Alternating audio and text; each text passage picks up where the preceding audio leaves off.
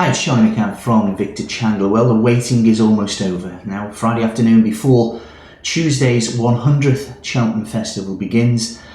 Almost the talking has been going on for, it would seem, an eternity, and I'm sure you realise I've done my fair share of that. We did go to a preview evening on Wednesday night, more of that in a middle, but do follow us all over Cheltenham on Facebook and Twitter, the details of which are, of course, underneath me as I speak. But hopefully you had a good weekend last week. We were able to find Fine Parchment and Always Right, 12 to 1 and 7 to 2. We can't promise that over Cheltenham, but my goodness knows we'll be trying. Just quickly on to tomorrow's racing. The Imperial Gold Cup is the big race of the weekend.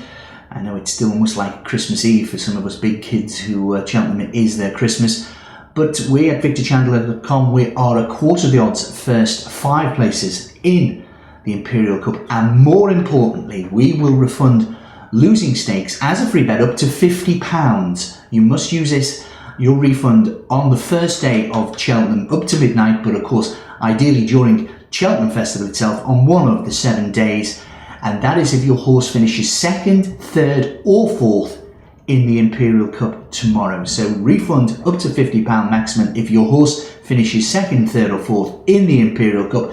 And the same thing about tomorrow's big game, the quarterfinal of the FA Cup at OT between Man United, who've lost of course their last 2, and Arsenal, who haven't had a kick in their last 1. But that massive game, again, any losing bets placed before the kick-off. So outright first goal scorer, correct score, remember, including the outright market up to 50 quid again, we'll refund that as a free bet to be used on the first day of the Cheltenham Festival. And we'll be there all day. We'll have reviews and previews every day on VictorChandler.com.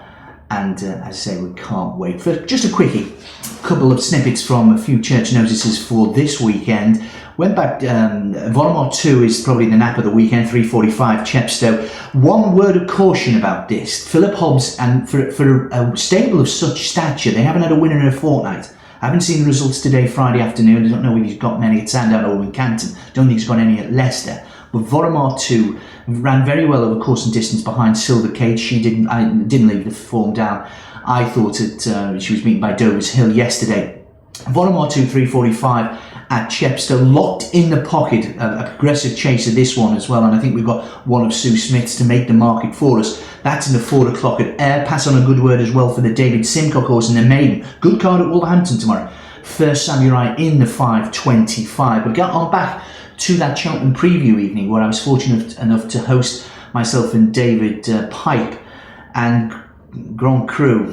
They had a powwow last night, Thursday, with Tom Scudamore, because I was saying to them, was it going to be the jockey who plays his cards last? Will it be, to use I think what they said about Charlie Swan on Istabrag, I think it was, maybe Paul Carberry.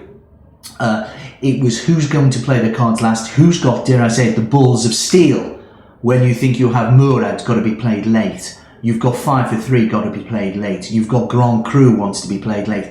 And of course you've got the great big bucks. And Ruby Walsh will be wanting to play that late. But I just get the impression that Scudamore will be playing his cards late on Grand Cru. He is a grey.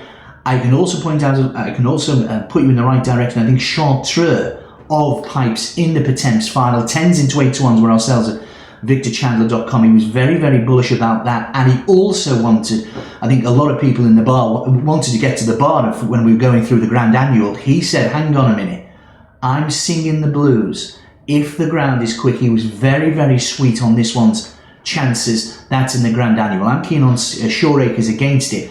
But a lot of people thought that David Pike, really it was about Grand Cru. He's got an awful lot. Sweet on Ariane. I told him that Aegean Dawn was a non-runner. He was pleased. I think he'd already heard a bit of a whisper that Aegean Dawn maybe had been injured in 7 Barrows on the Wednesday morning.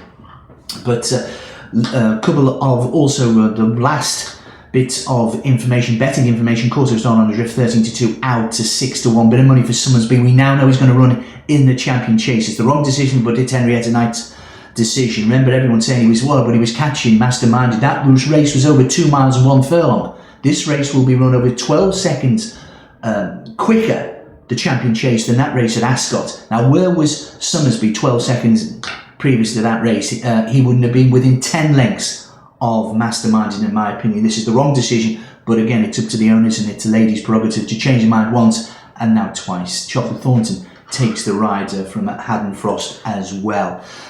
But the waiting's almost over. The Imperial Cup big race of the weekend, remember that, and in the Arsenal versus Manchester United FA Cup quarter-final, we got money back as a free bet up to £50 on losing bets on the Arsenal quarter-final, and also if your horse finishes second, third or fourth in the Imperial Cup with a quarter the odds first 5 places.